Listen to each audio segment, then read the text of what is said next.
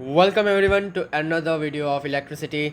आज हम पढ़ने वाले हैं इलेक्ट्रिक एनर्जी के बारे में। क्या है इलेक्ट्रिक एनर्जी?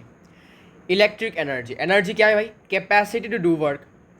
तो the work done by source of electricity to maintain a current in an electrical circuit is known as electric energy. मतलब एक इलेक्ट्रिसिटी का एक सोर्स जितना वर्क करता है, क्या करने के लिए वर्क करता है? To maintain a current, to maintain a flow of charge in an electrical circuit। एक इलेक्ट्रिकल सर्किट में फ्लो ऑफ चार्ज को मेंटेन रखने के लिए जितना काम एक सोर्स ऑफ इलेक्ट्रिसिटी करता है, उस काम को ही हम कहते हैं एनर्जी। क्या एनर्जी? Electric energy. ठीक है, क्लियर है। तो अगर करंट मेंटेन नहीं होगा सर्किट में, ठीक है, अगर करंट मेंटेन नहीं रहेगा सर्किट में, तो सर्किट में लगे हुए बल्ब कह दो या फिर दूसरे कोई अप्लायंस कह लो, वो नहीं चलेंगे। तो उस सर्किट में करंट को फ्लो करवाने के लिए या फिर करवाते रखने के लिए, ठीक है, करवाते रहने के लिए, है ना, करवाते रहने के लिए जो जितना काम एक इलेक्ट्रिसिटी का सोर्स करता है, उसी काम को हम कहते हैं यार इलेक्ट्रिक एनर्जी। ठीक है, तो काम कर क्यों रहा है? फ्लो ऑफ चार्ज को, rate of flow of charge को मेंटेन करने के लिए एक सर्किट में। सर्किट मतलब एक continuous path of through which electric current passes या फिर फ्लोस। ठीक है।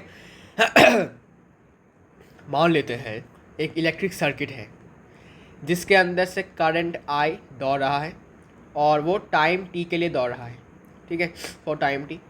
And if we be the potential difference applied across the circuit, then work done to maintain the flow of charge Q through it is given bye.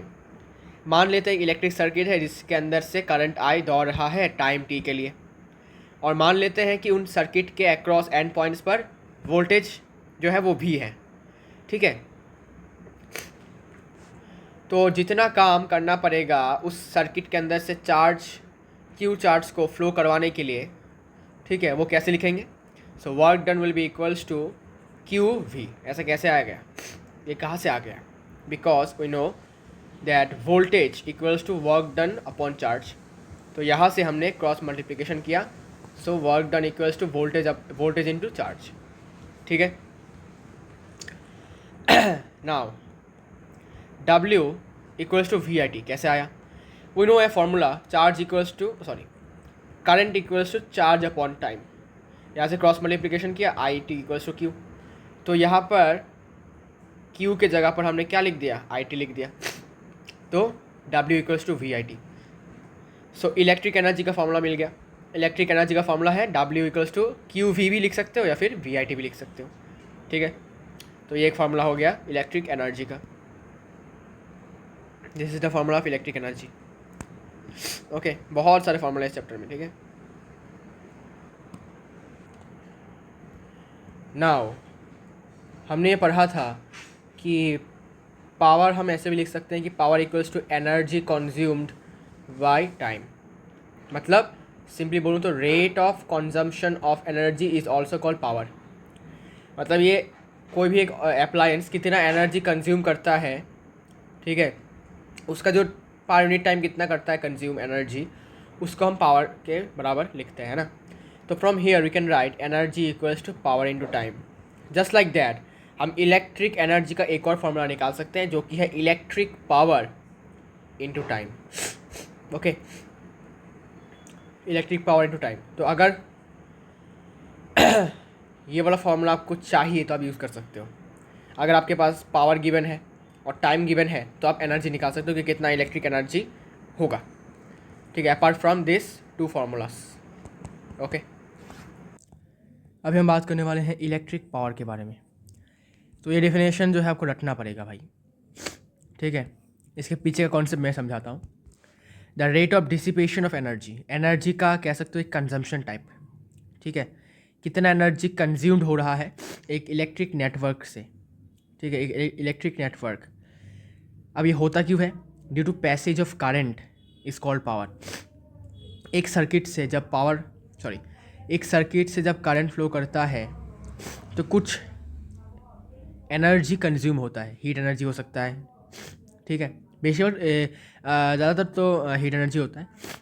तो जिस rate में heat energy जो है वो कंज्यूम होता है, या फिर डिसिपेट का मतलब होता है कि रिलीज़ होता है, वेस्ट होता है, ठीक है, निकलता है, सेपरेट क्या बोलते हैं इसको, इवॉल्व नहीं, लिबरेट भी नहीं कह सकते इसको, मतलब जितने अमाउंट में, जितना रेट के साथ हीट एनर्जी जो है वो एक इलेक्ट्रिक नेटवर्क में due to the passage of current ये डिसिपेट होता है।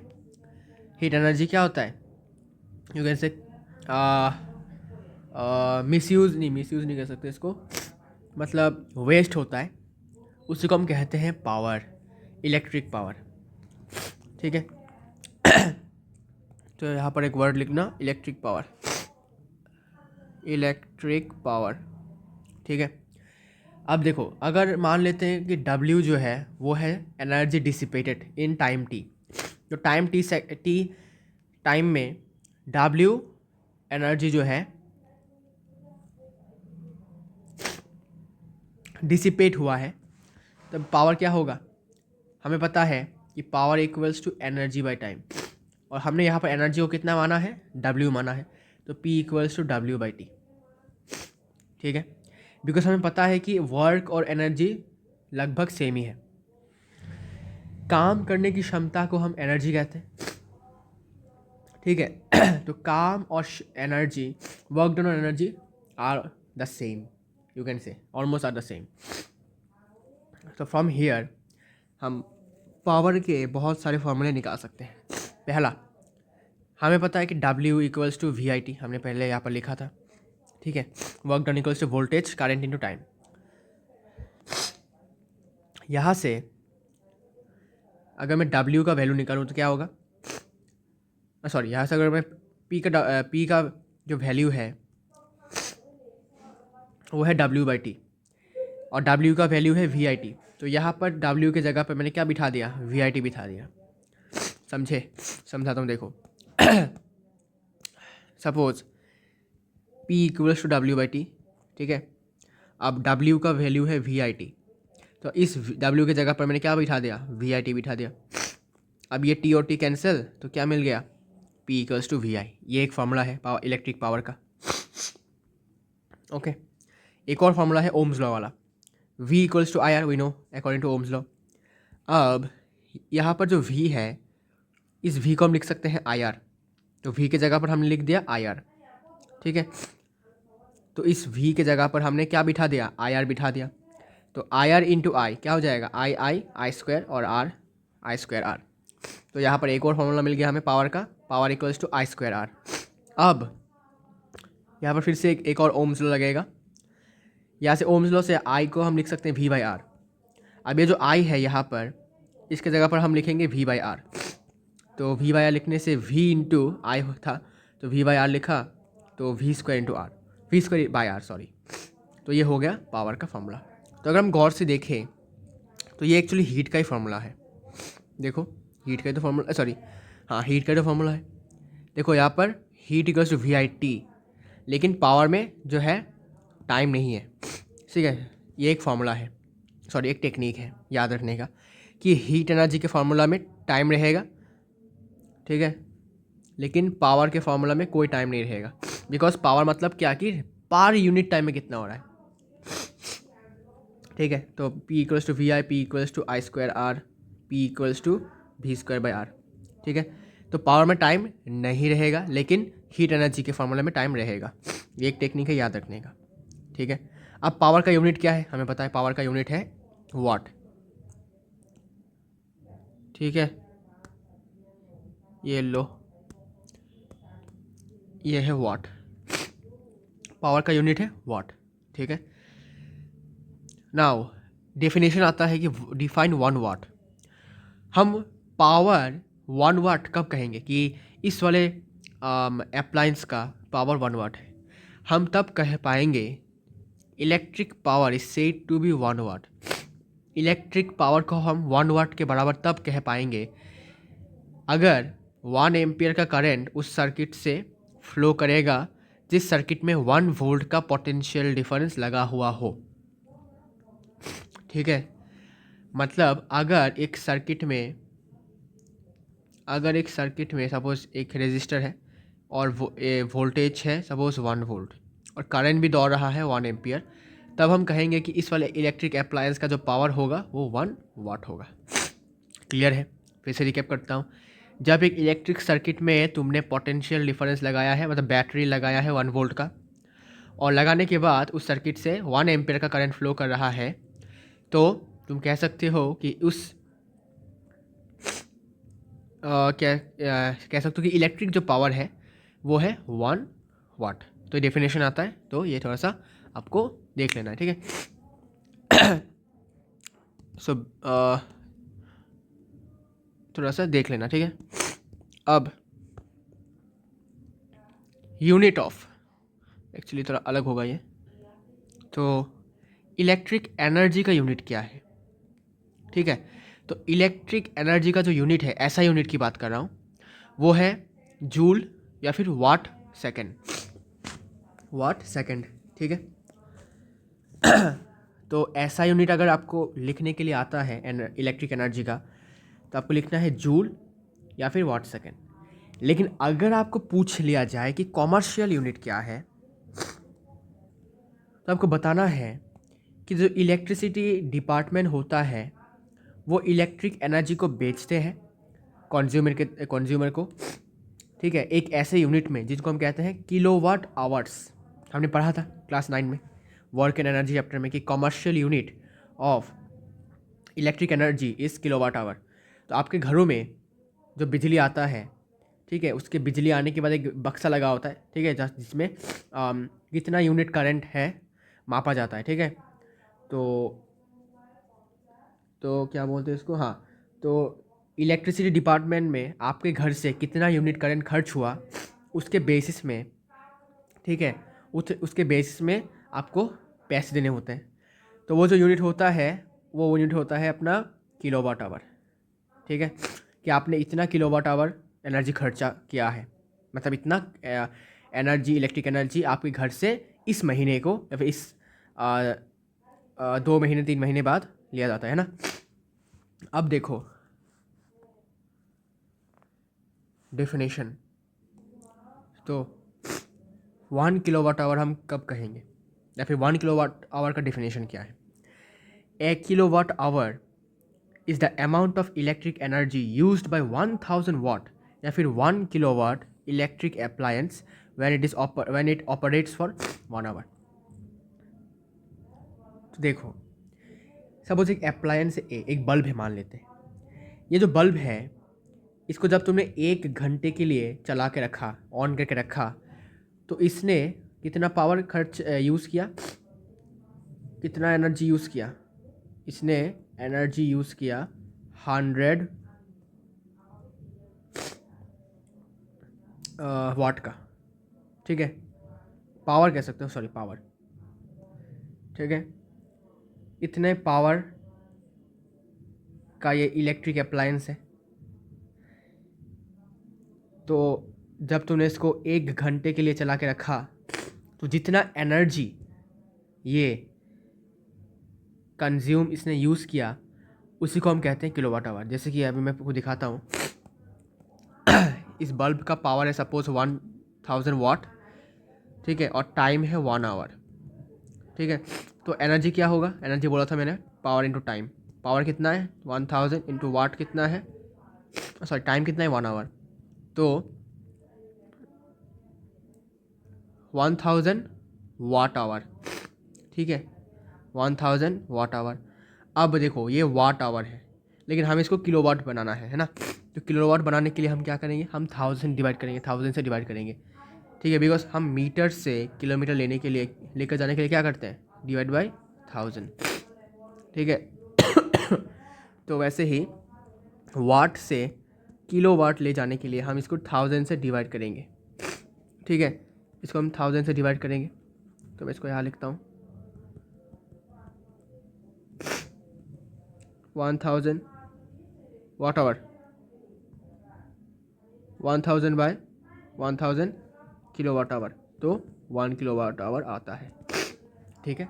तो 1 किलोवाट आवर कब आता है? जब 1 किलोवाट के एक बल्ब को या फिर 1000 वाट के एक बल्ब को 1 घंटे के लिए चलाया जाता है, तो जितना एनर्जी ये यूज़ करता है, कंज्यूम होता है, उसको हम कहते हैं किलोवाट आवर। अब यहाँ पर एक और बात, इम्पॉर्टेंट बात, kilowatt hour is also known as board of trade unit, ठीक है, BTU। किलोवाट आवर का एक और नाम है जिसको मतलब एक और नाम से भी जाना जाता है, जिसको हम कहते हैं board of trade unit, BTU, board of trade unit.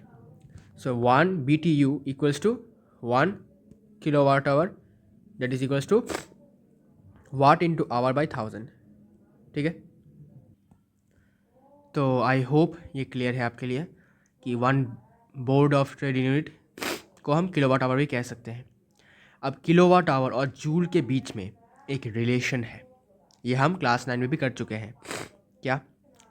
तो देखो, पहले लिखेंगे हम 1 किलोवाट आवर। 1 किलोवाट आवर को हम क्या लिख सकते हैं? हम इसको लिख सकते हैं कि 1000, अच्छा रुको, पहले हम इसको लिख सकते हैं ऐसे कि 1 किलोवाट इंटू 1 आवर, ठीक है। अकॉर्डिंग टू डेफिनेशन क्या था? जब 1 किलोवाट के एक अप्लायंस को 1 घंटे के लिए ऑपरेट किया जाता है तो 1 किलोवाट आवर के बराबर एनर्जी खर्च होता है ना। तो 1 किलोवाट को हम क्या लिख सकते हैं? 1000 वाट इंटू 1 आवर को अगर हम सेकेंड्स में लिखें तो कितना होगा? 3600 सेकेंड्स, ठीक है। तो अगर यहाँ पर देख सकते हो, मल्टीप्लिकेशन करें तो 3600 और यहाँ पर 000 और ये होगा वाट सेकेंड, ठीक है, WS, watt second. And if you know, watt second का एक और नाम भी है, अभी हमने देखा है, यहाँ पर देख सकते हो, जूल और वाट सेकेंड। तो वाट सेकेंड का एक और नाम है क्या? जूल। तो वाट सेकेंड की जगह पर हम क्या लिख सकते हैं? जूल लिख सकते हैं, ठीक है। अब इसको हम स्टैंडर्ड फॉर्म में लिखेंगे, कैसे? 3.6 इंटू 10 टू द पावर कितना? 0, 1 2 3 4 5 6 6। वाट सेकेंड को लिखेंगे as joule, 3.6 into 10 to the power 6 joule, ठीक है। तो जूल के साथ किलोवाट आवर का रिलेशन क्या है कि 1 kilowatt hour 3.6 into 10 to the power 6 joule के बराबर होता है, ठीक है। या फिर ऐसे भी कह सकते हो कि 3.6 into 10 to the power 6 joule 1 kilowatt hour के बराबर होता है। तो this is the relation between kilowatt hour and joule, जो हम क्लास 9 में भी कर चुके हैं, तो इसमें कोई नया कुछ है नहीं। नाउ कुछ क्वेश्चंस डिस्कस करेंगे। Why are heating coils of electric devices such as electric iron and electric toasters made of an alloy rather than a pure metal? अभी क्वेश्चन आ सकता है कि जो भी हीटिंग कॉयल्स होते हैं इलेक्ट्रिक डिवाइसेस के, जैसे कि इलेक्ट्रिक आयरन और इलेक्ट्रिक टोस्टर, ठीक है, इनके अंदर जो हीटिंग कॉयल रखा जाता है, मतलब यूज़ किया जाता है बनाने में, ये एक एलॉय क्यों बनाया जाता है? मतलब एलॉय से बनाया क्यों जाता है? प्योर मेटल का यूज़ क्यों नहीं किया जाता है? ये एनसीईआरटी का क्वेश्चन है। इसका रीज़न है भाई साहब कि the electrical resistivity of an alloy is much higher than that of a pure metal. Due to this, a given current produces much more heat in the heating element made of an alloy, and an alloy doesn't undergo oxidation easily at high temperatures, ठीक है। तो reason क्या है कि हमें पता है कि एलॉय जो होते हैं, इनका जो रेजिस्टिविटी होता है, रो होता है, ये बहुत ज़्यादा होता है एज़ कम्पेयर टू मेटल्स, जिनका रो सबसे कम होता है प्योर मेटल्स का, ठीक है। इसीलिए ही आपको मैंने बताया था कि मेटल्स को क्या यूज़ किया जाता है? एज ए कंडक्टर यूज़ किया जाता है, बिकॉज यहाँ से इलेक्ट्रिसिटी बहुत इजीली पास होता है, बिकॉज रेजिस्टिविटी कम है, और रेजिस्टिविटी कम होने के कारण रेजिस्टेंस कम है। और मैंने आपको बोला था कि जितना कम होगा रेजिस्टेंस उतना ही हीट एनर्जी कम क्या होगा, रिलीज़ होगा। तो इसी कारण से जिसमें रेजिस्टिविटी ज़्यादा उसमें रेजिस्टेंस ज़्यादा, और रेजिस्टेंस ज़्यादा मतलब हीट एनर्जी ज़्यादा निकलेगा, और यही तो चाहिए भाई हमें। ठीक है, इलेक्ट्रिक टोस्टर में अगर तुम हीट ही नहीं, अगर तुम्हें हीट नहीं मिलेगा तो तुम्हारा जो ब्रेड है क्या वो टोस्ट होगा, नहीं होगा। अभी इलेक्ट्रिक आयरन, तुमने अपने कपड़े आयरन किया है, तो अगर वो आयरन का जो नीचे का प्लेट है अगर वो गर्म नहीं होगा तो क्या तुम्हारे क्लॉथ्स आयरन हो पाएंगे, नहीं ना। इसीलिए मेटल के जगह पर एलॉय का यूज़ किया जाता है, बिकॉज एलॉय का रेजिस्टिविटी ज़्यादा है, रेजिस्टेंस ज़्यादा है, तो हीट एनर्जी भी ज़्यादा निकलेगा। लेकिन मेटल का रेजिस्टिविटी कम है, रेजिस्टेंस कम होगा, तो हीट एनर्जी भी कम निकलेगा। सिंपल सा लॉजिक है। और एक है कि एलॉय जो है वो ऑक्सीडेशन नहीं होता है इजीली टेम्परेचर, हाई टेम्परेचर में। मेटल्स जो होते हैं वो हाई टेम्परेचर में ऑक्सीडेशन हो जाता है उनका। ठीक है, लेकिन एलॉयस का ऐसा नहीं होता है। तो ये दो रीज़न है कि क्यों हीटिंग कॉइल्स को हम एलॉयस से बनवाते हैं, मतलब बनवाते नहीं, मतलब बनाया जाता है, हम तो नहीं बनवाते। अब why is the tungsten use almost, ये कंप्लीट हो गया, almost exclusively for filament of electric lamps and set question. तो क्वेश्चन ये कि भाई टंगस्टन को क्यों यूज़ किया जाता है as a filament electric lamps में।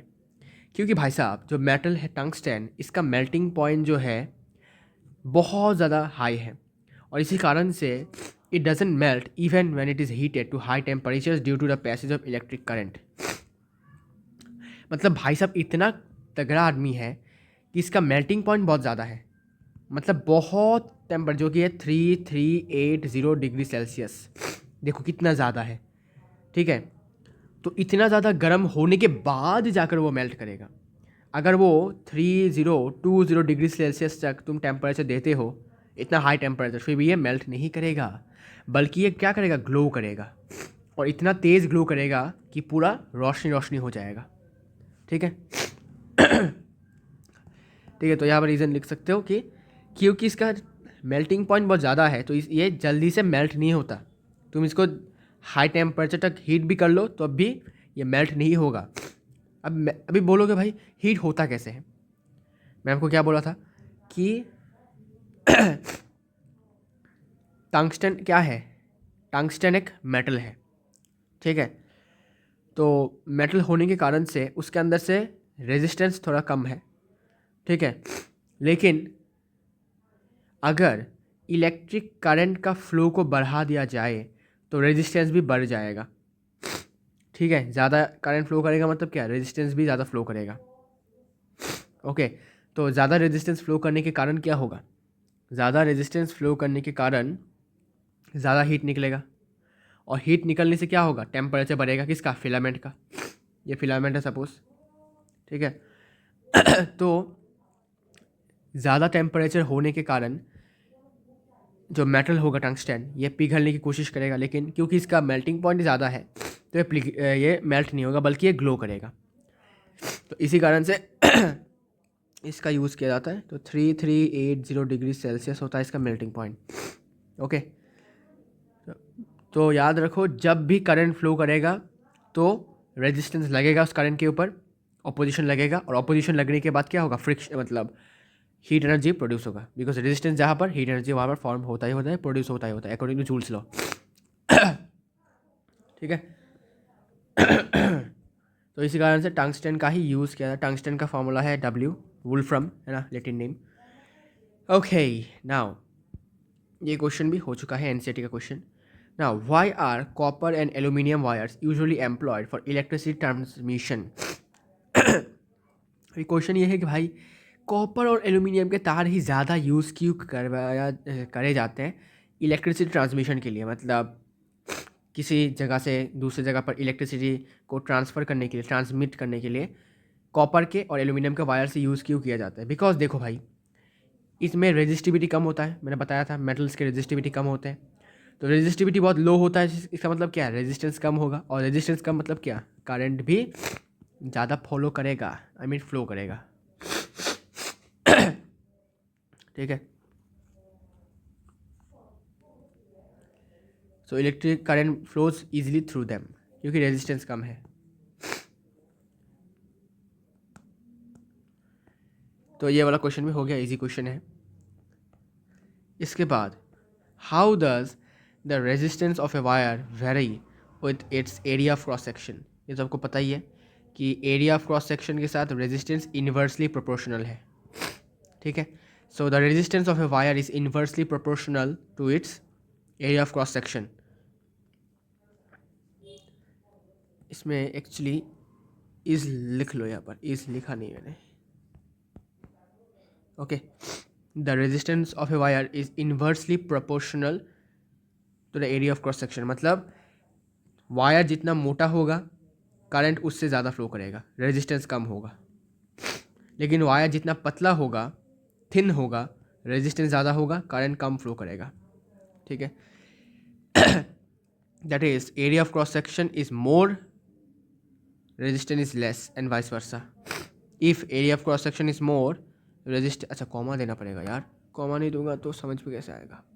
हाँ, so if area of cross section is more resistance is less and vice versa. मतलब इसका उल्टा भी इसका ट्रू है। मतलब अगर रेजिस्टेंस ज़्यादा हुआ तो एरिया ऑफ क्रॉस सेक्शन कम होगा, it is called vice versa. Okay, तो सिंपल क्वेश्चन है। अब हम आ जाते हैं असली मुद्दे पर। ठीक है, अब हम कुछ न्यूमेरिकल्स करेंगे। तो हमारे पास बहुत सारे फार्मूलेस हैं, तो उन फार्मूलास का यूज़ करके हम ये सॉल्व करेंगे। ठीक है, तो देखो, calculate the resistance of a bulb rated 100 watt, 220 volts. What is the current flowing in the bulb when connected across a potential difference of 220 volts? तो देखो, क्वेश्चन तो बहुत इजी है। क्वेश्चन में बोला गया है कि एक बल्ब है, ठीक है, जिसका रेटेड है, मतलब पावर है 100 वाट, और इसको जब तुम 220 वोल्ट के पोटेंशियल डिफरेंस से कनेक्ट करोगे तो ये बहुत अच्छे से चलेगा।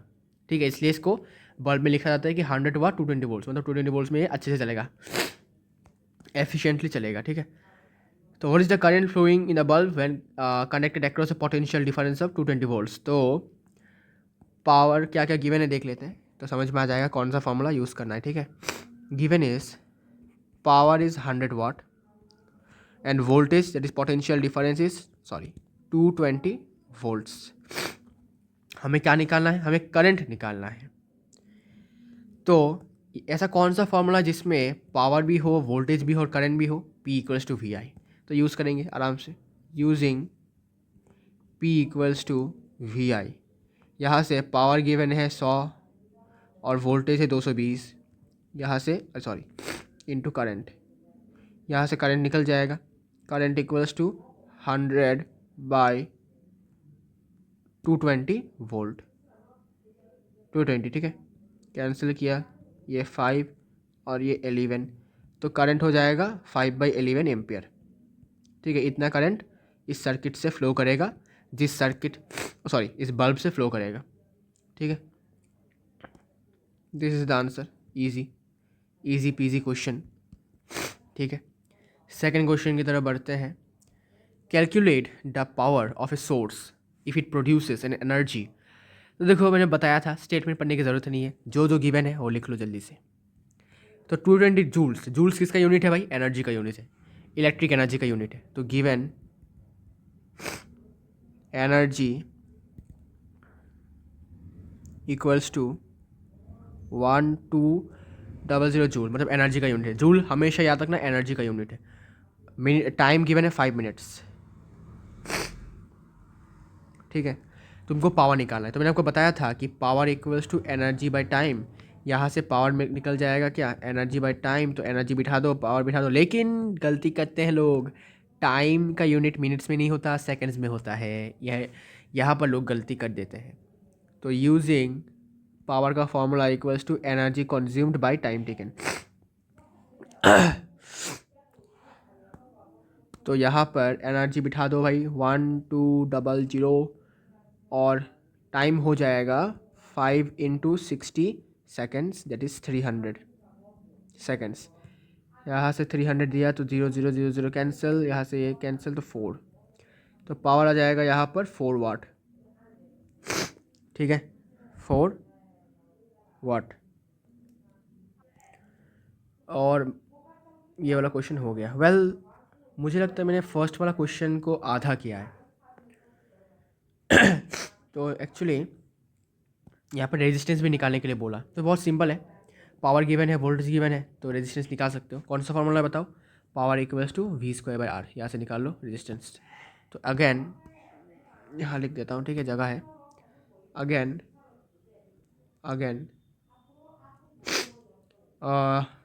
Again P equals to V²/R, ठीक है। वोल्टेज तो भाई अपना ठीक ठाक है सब कुछ।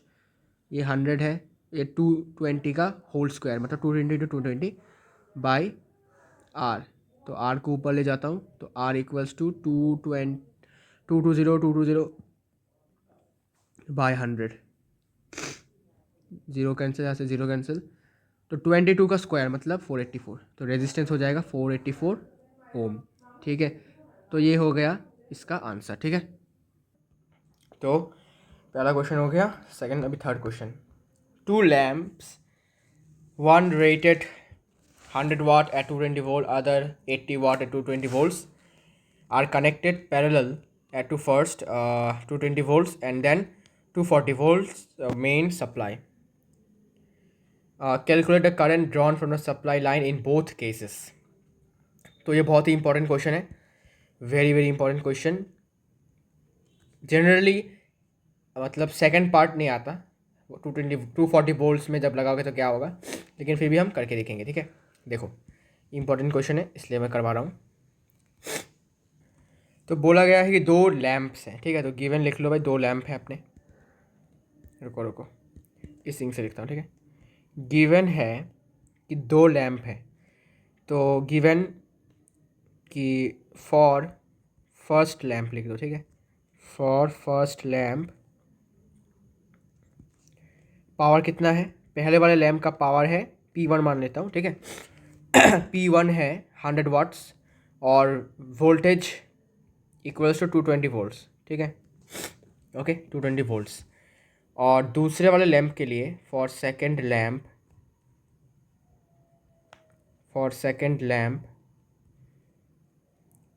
P2, ठीक है। पावर कितना बोला? 80 वाट्स है और वोल्टेज बोला इसका भी 220 वोल्ट्स पे ये अच्छे से चलता है, ठीक है। अब क्या बोला कि पैरेलल में कनेक्टेड है, ठीक है, पैरेलली कनेक्टेड है, तो सर्किट दिखाना पड़ेगा भाई। तो मैं इसको एक्चुअली यहाँ दिखाता हूँ। तो देखो एक सर्किट दिखाता हूँ, आराम से ड्रॉ करना, ठीक है। इससे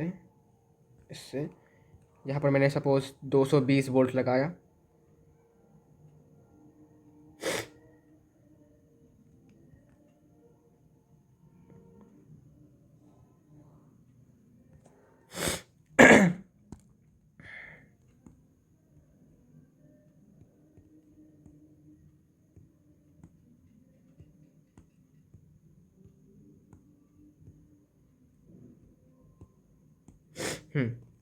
तो अभी ये कनेक्टेड है 220 वोल्ट के सप्लाई से, ठीक है।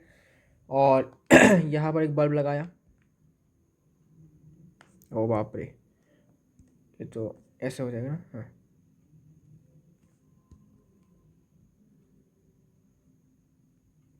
रुको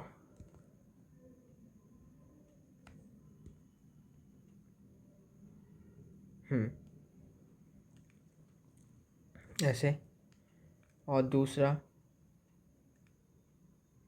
ऐसे। तो पहले वाले का जो पावर है 100 वाट है, दूसरे वाले का पावर है 80 वाट।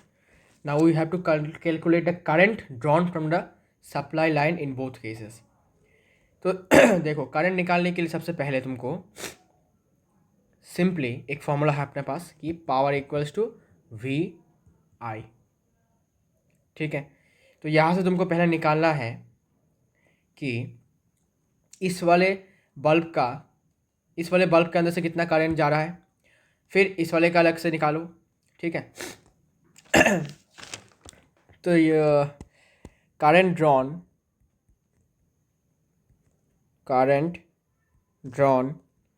बाय 100 वाट लैम्प कितना होगा? एक फार्मूला है अपने पास, क्या formula? P equals to VI। तो P1 इक्वल्स टू VI1, ठीक है। तो यहाँ से P1 कितना था भाई 100 वाट, और वोल्टेज है 220 वोल्ट्स इंटू I1, ठीक है। यहाँ से I1 क्या हो जाएगा 100/220 मीन्स 5/11, ठीक है। 5/11 इतना एम्पियर, मतलब कि इस वाले बल्ब के अंदर से कितना करंट जाएगा 5/11 एम्पियर का, ठीक है। अब दूसरे वाले बल्ब के अंदर से कितना जाएगा देख लेते हैं। Current drawn by 80 watt lamp,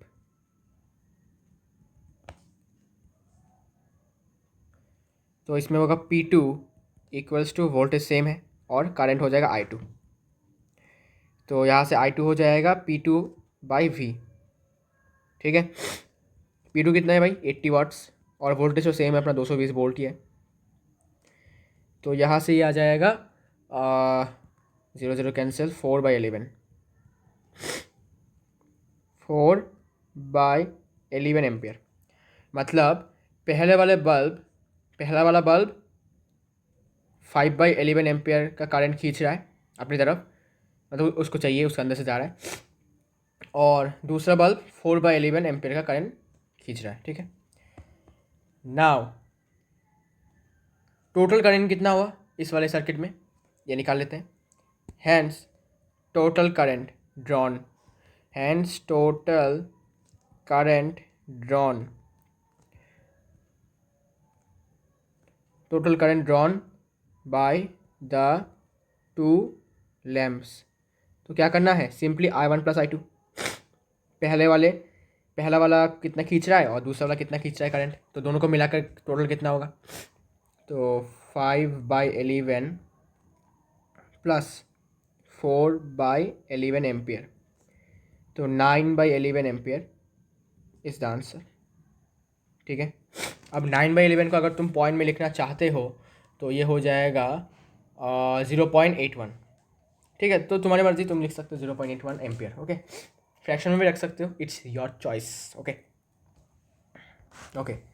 तो ये था Roman 1, this was Roman 1 part, ठीक है। जब तुम इसको 220 वोल्ट से कनेक्ट करोगे तब क्या होगा, लेकिन जब तुम 240 वोल्ट से कनेक्ट करोगे तब थोड़ा अलग होगा। कैसे, देखो, तो इसको मैं कॉपी कर लेता हूँ,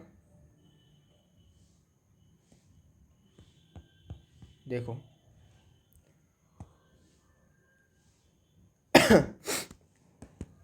दिस इज रोमन 2। अब बोला है कि 220 वोल्ट नहीं 240 वोल्ट से कनेक्ट किया गया है दोनों बल्ब्स को। तो अब इसके लिए तुमको क्या करना पड़ेगा, तुम्हें सबसे पहले इस वाले बल्ब का रेजिस्टेंस निकालना पड़ेगा, फिर इस वाले बल्ब का रेजिस्टेंस निकालना पड़ेगा, फिर दोनों का टोटल रेजिस्टेंस निकालना पड़ेगा पूरे सर्किट का, फिर वोल्टेज से ओम्स लॉ की मदद से पूरे करंट को निकालना है, ठीक है। इसको थोड़ा अलग से टेक्निक से करना पड़ेगा। तो देखो, रेजिस्टेंस ऑफ 100 वाट लैम्प कितना होगा बता सकते हो, फॉर्मूला है क्या कोई, ज़रूर है। कौन सा formula, P equals to V²/R। तो यहाँ पर P1 हो जाएगा और यहाँ पर R1 हो जाएगा, ठीक है, बिकॉज रेजिस्टेंस दोनों का सेम होगा नहीं और पावर भी सेम नहीं है। तो यहाँ से R1 equals to V²/P1। V² कितना है भाई, बताओ V² कितना है, V² है 220 × 220, और पावर पावर कितना है भाई 100, कैंसिल किया 0 0 कैंसिल हो गया। तो पहले वाले बल्ब का जो रेजिस्टेंस है वो है 484 ओम, ठीक है, क्लियर है, 484 ओम है पहले वाले बल्ब का रेजिस्टेंस। अब दूसरे वाले बल्ब का रेजिस्टेंस निकाल लेते हैं। Resistance of 80 watt lamp, 80 watt lamp का रेजिस्टेंस कितना होगा, सेम फॉर्मूला है, बस यहाँ पर होगा P2 इक्वल्स टू V²/R2। अच्छा, यहाँ पर गिवन वोल्टेज जो है V डैश मान लो, ठीक है। Voltage V dash equals to 240 volts, ठीक है। तो एक काम करो, इसको वी डैश लिख दो, वी डैश होल स्क्वायर, ठीक है। नहीं तो वोल्टेज तो सेम नहीं है ना, 220 वोल्ट नहीं है, 240 वोल्ट है। सो वी डैश लिखना, it will be better, okay, it will be better. From here तुम P2 निकाल लो, सॉरी R2 निकाल लो, resistance of the second bulb.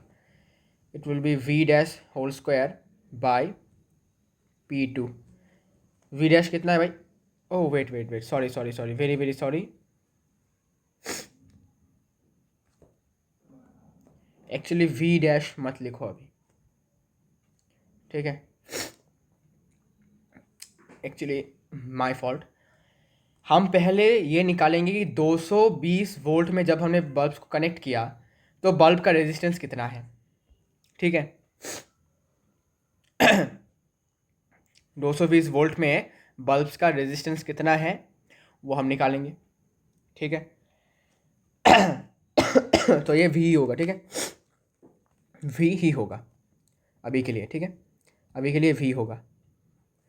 तो V2 कितना होगा, वी स्क्वायर कितना होगा, 220 इंटू 220, और P2 कितना है, 80। From here we will get 605 ampere, ठीक है। तो पहले वाले बल्ब का रेजिस्टेंस है 484 एम्पियर ओम, और सेकंड वाले बल्ब का रेजिस्टेंस है 605 ओम, ठीक है। अब गौर से देखो, हमें इस वाले बल्ब का रेजिस्टेंस पता है, इस वाले बल्ब का रेजिस्टेंस भी पता है। हम पूरे सर्किट का रेजिस्टेंस निकाल सकते हैं, ठीक है। कैसे? पैरेलल में कनेक्टेड है तो इक्विवेलेंट रेजिस्टेंस क्या होगा, R P equals to, formula लगा देंगे, तो total resistance of the circuit लिखो, total resistance of the circuit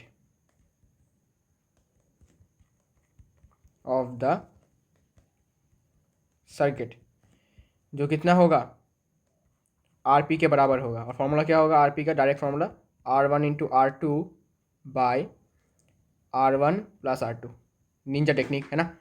R1 है 484 इंटू R2 है 605 बाय R1 प्लस R2, मतलब 484 प्लस 605, जो कि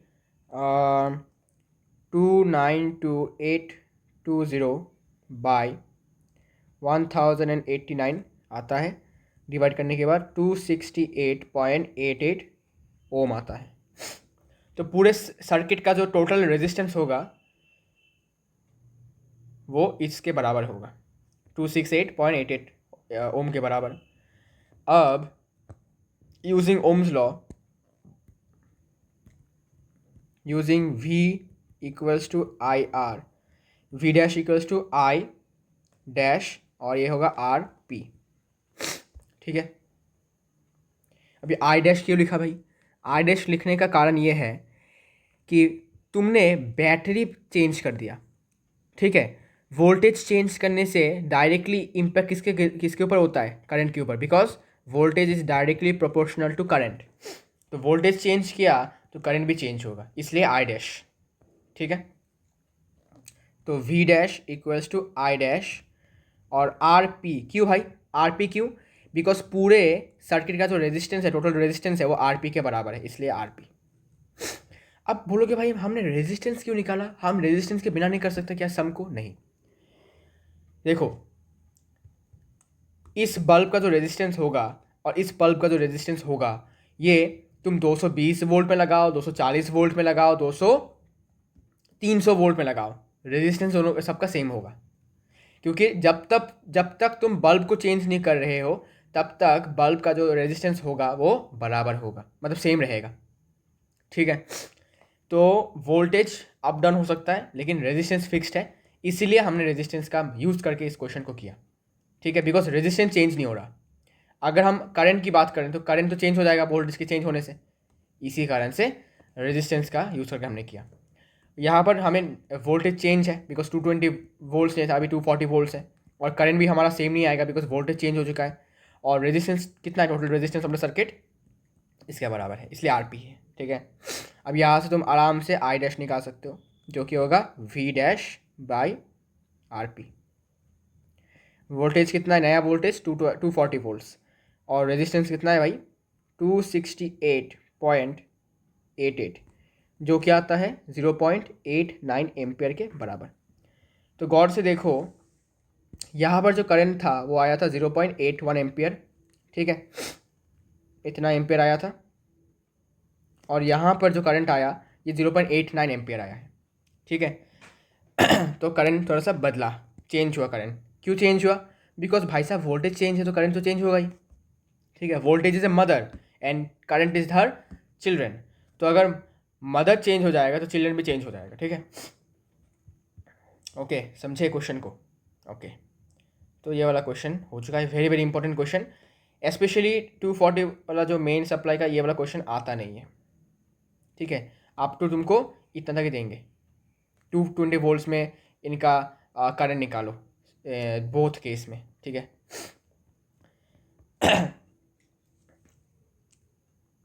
तो इवेंचुअली हम चाहे तो यहाँ पर भी हम रेजिस्टेंस निकाल के, टोटल रेजिस्टेंस निकाल के वोल्टेज से डिवाइड करने के बाद हमें करंट मिल जाएगा, पूरा टोटल करंट। लेकिन ऐसे करने से भी कोई नुकसान नहीं है, ठीक है। तुम सेपरेटली निकाल लो फिर प्लस कर दो तो कोई दिक्कत नहीं है, ठीक है। नथिंग रॉन्ग इन हियर, कोई रॉन्ग नहीं है, ठीक है। तो अब हम आगे बढ़ते हैं। तो नेक्स्ट क्वेश्चन की तरफ हम आ चुके हैं। ये क्वेश्चन है कि भाई 36,000 joule heat energy is to be produced in an electric heater of resistance 5000 ohm through which electric current is passed for 10 minutes. Calculate the current passing through the heater. तो कौन सा वाला फॉर्मूला यूज़ करोगे, बता सकते हो? तो देखो भाई, हीट एनर्जी के बारे में है तो हीट एनर्जी का फॉर्मूला यूज़ करेंगे, लेकिन कौन सा? जिसमें हीट एनर्जी भी है, रेजिस्टेंस है, तुमको क्या चाहिए? तुमको चाहिए टाइम भी है, करंट चाहिए, तो ऑब्वियसली ये वाला फॉर्मूला H=I²RT बस। तो गिवन लिखो पहले, तो गिवन लिखना बहुत इंपॉर्टेंट है। गिवन क्या है? सॉरी, हीट एनर्जी गिवन है 36,000 जूल, और रेजिस्टेंस गिवन है 5000 ओम, और टाइम गिवन है 10 मिनट्स, जिसको तुमको सेकंड्स में लिखना है, तो 10 × 60 600 सेकंड्स। और हम अभी यूज़ करेंगे जूल्स लॉ ऑफ हीटिंग का फॉर्मूला, H=I²RT। यहाँ से तुमको I² चाहिए है ना, तो ये हो जाएगा H/RT, ठीक है। H/RT from here implies I² equals to H कितना है भाई 36,000 बाई रेजिस्टेंस 5000 और ये 600, 0 0 कैंसिल, 0 0 कैंसिल, 1 0 कैंसिल, 1 0 कैंसिल। तो गौर से देखें तो I इक्वल्स टू √36 बाई 500। तो 36 का स्क्वायर रूट हमें पता है 6, और 500 का स्क्वायर रूट हमें नहीं पता, ठीक है। तो एक्चुअली क्वेश्चन गलत है, इसमें 5000 ओम होगा नहीं, 500 ओम होगा, ठीक है। तो 500 ओम होने से एक कम हो जाएगा, यहाँ पर एक ज़ीरो कम हो जाएगा, तो ये कम हो जाएगा ना, तो 36 बाई 50, 36 बाई 50। अच्छा रुको थोड़ा सा वेट, मैं फिर से कैलकुलेट करता हूँ। मुझे भी लगा कि क्वेश्चन थोड़ा गलत है।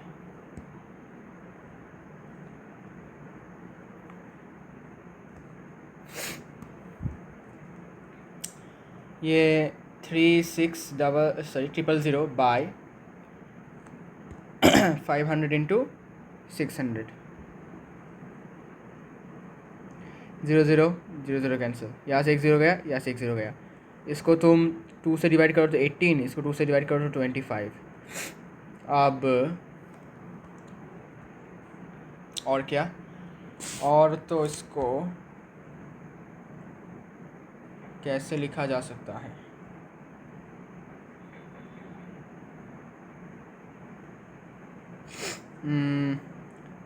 इसको इतना तक रखेंगे, I² इक्वल्स टू 18/25। अब 18/25 अगर हम करते हैं तो होता है 0.72। अब 0.72 का स्क्वायर रूट करना पड़ेगा। 0.72 का स्क्वायर रूट किया तो आई गेस 0.72 का स्क्वायर रूट आता है 0.84 अप्रॉक्स। ठीक है, 0.848 तो 0.85। ठीक है, अप्रॉक्सीमेटली इतना एम्पेयर होगा।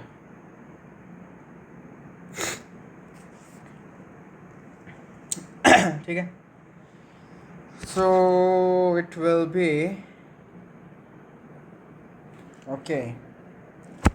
तो 10 मिनट के लिए इतना होगा।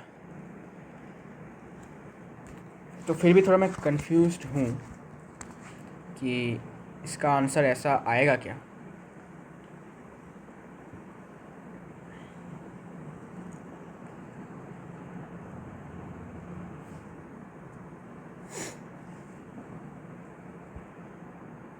तो मैं थोड़ा सा रीचेक कर लेता हूँ। ठीक है, ये 0.12 आएगा। कोई तो गलत किया मैंने कुछ, रुको थोड़ा सा वेट।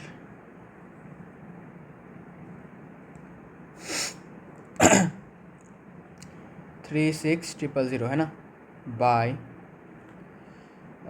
500 इंटू टाइम है 600।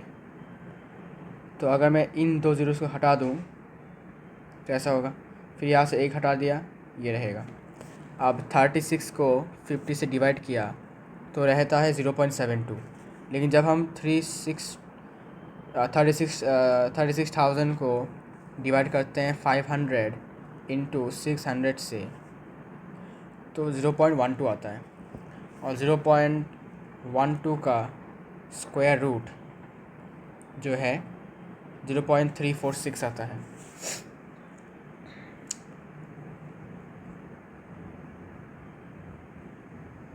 3/25 3/25 करने से कितना होता है? 3/25 करने से 0.12। हाँ ठीक है, ठीक है, ठीक है, ठीक है, मेरा गलत था, मैंने 6 देखा नहीं था, सॉरी फॉर दैट। सो 3/25 होगा। So it will be I² equals to 0.12 और यहाँ से I जो होगा वो होगा √0.12 और 0.12 का जो √ओवर होता है वो 3.46 आता है। नहीं सॉरी 0 पॉइंट समथिंग कुछ, रुको मैं चेकआउट करता हूँ। 0.12 है ना, हाँ एक होता है 0.346 जो कि अप्रॉक्सीमेटली कह सकते हो 0.35 एम्पियर होगा इसका आंसर। तो 0.35 ampere will be the answer. ठीक है, तो थोड़ा सा यहाँ पर भारी मिस्टेक हो गया। ठीक है, तो sorry for wasting your time, मेरा ही गलती था कैलकुलेशन में। एक्चुअली शरीर खराब, my health is not that well. Okay, so seasonal change की वजह से शायद ऐसा हुआ, कोई बात नहीं। तो इतना एम्पियर करंट क्या होगा, इस हीटर से पास होगा, फ्लो करेगा। ठीक है, ओके तो ये क्वेश्चन हो गया। इसके पहले वाले क्वेश्चन में टिक नहीं दिया था शायद मैंने, ये लो। Okay, now another question, calculate the heat produced when 96,000 coulombs of charge is transferred in 1 hour through a potential difference of 50 volts। तो गिवन क्या क्या है देख लेते हैं सबसे पहले। तो गिवन है, गिवन पहला चार्ज गिवन है 96,000 कूलॉम्ब। ठीक है,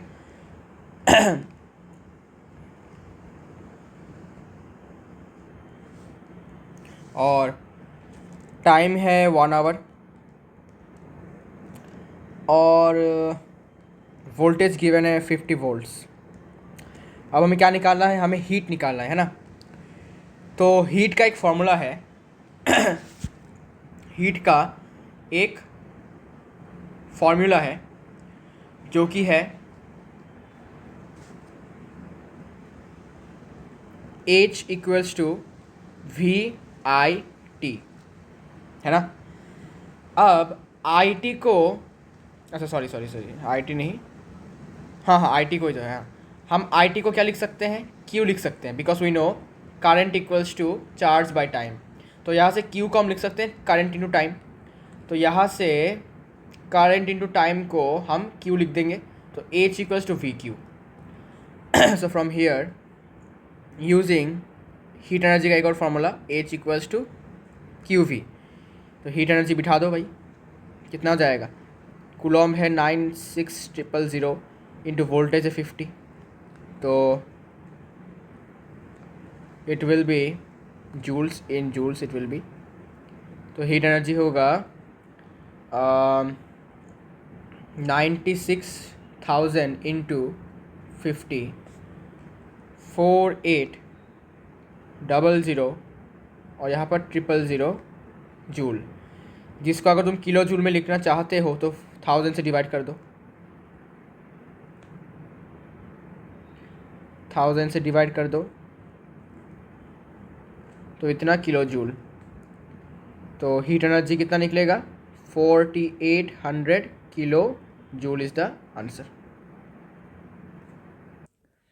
तो ये वाला क्वेश्चन हो चुका है ना। नाउ आज के वीडियो का लास्ट क्वेश्चन कह सकते हो। 2 lamps, one rated at 220 volts and the other 6 watt at 220 volt are connected in parallel to the electric supply at 220 volts. Draw a circuit diagram to show the connections. अरे भाई connection spelling गलत हो गया, connections. Calculate the current drawn from the electric supply and calculate the total energy consumed by the 2 lamps together when they operate for 1 hour. Okay, very simple question. पहले पूछा गया है कि सर्किट डायग्राम बनाओ, तो बना लो भाई। वेल तो सर्किट डायग्राम आपको ऐसे दिखाना है। ओके, फिर आपको बताया गया है कि calculate the current drawn from the electric supply. अब इसको करने का टेक्निक बहुत आसान है। क्या टेक्निक है भाई, टेक्निक ये है कि सबसे पहले तुमको पूरे सर्किट का रेजिस्टेंस निकालना है, और वोल्टेज तो ऑलरेडी है, तो ओम्स लॉ की मदद से तुमको आई निकाल लेना है। ठीक है। अब पहले तो हमें इसका रेजिस्टेंस निकालना पड़ेगा, फिर इसका,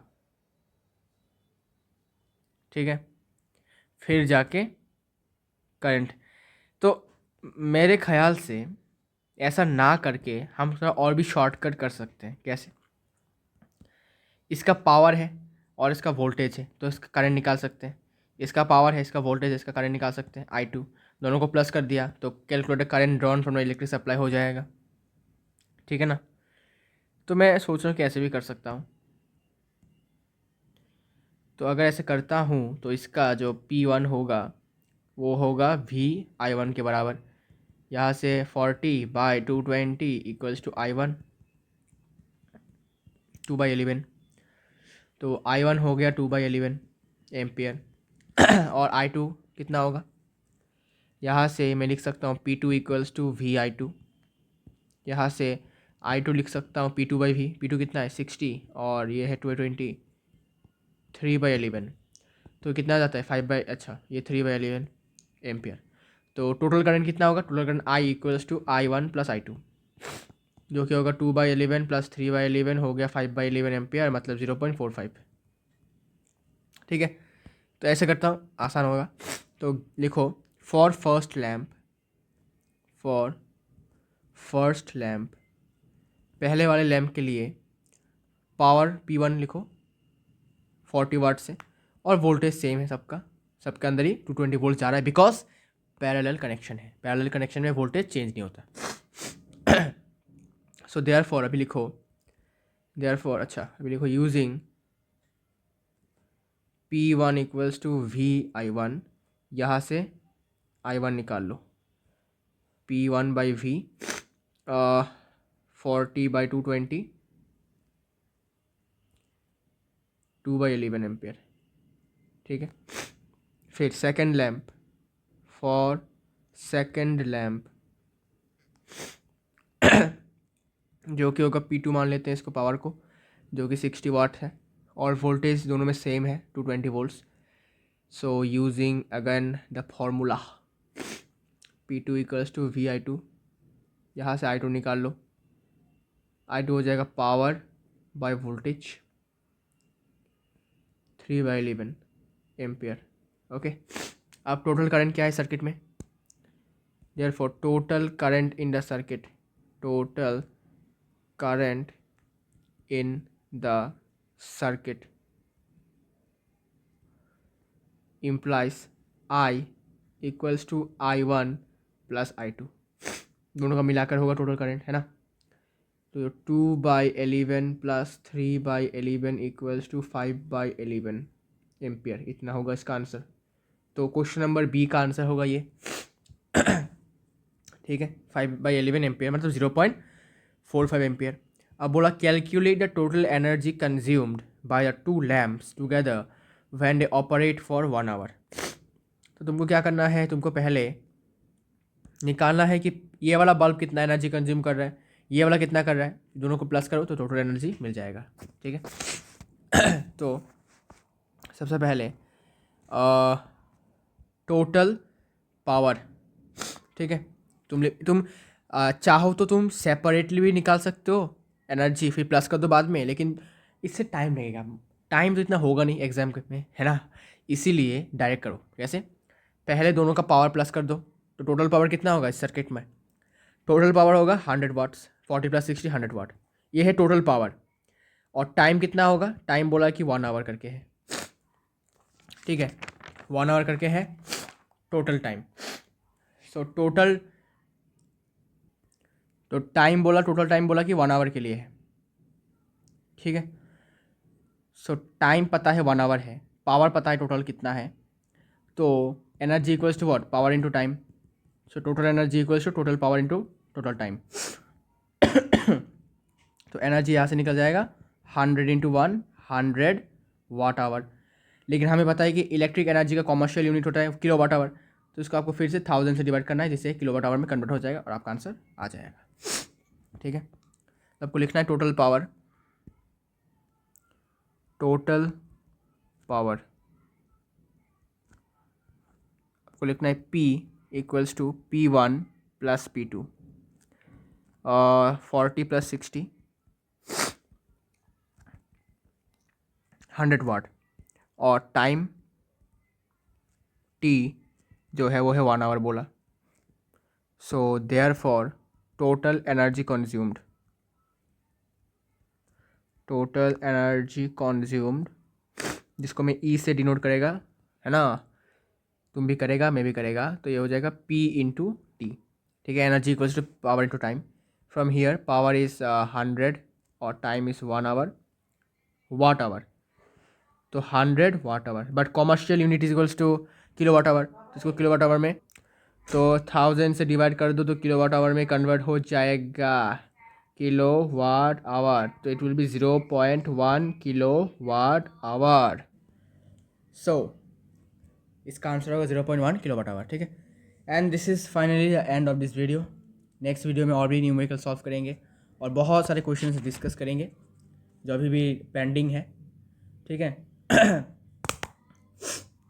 अब आगे बढ़ते हैं, ठीक है, मिलते हैं नेक्स्ट वीडियो में।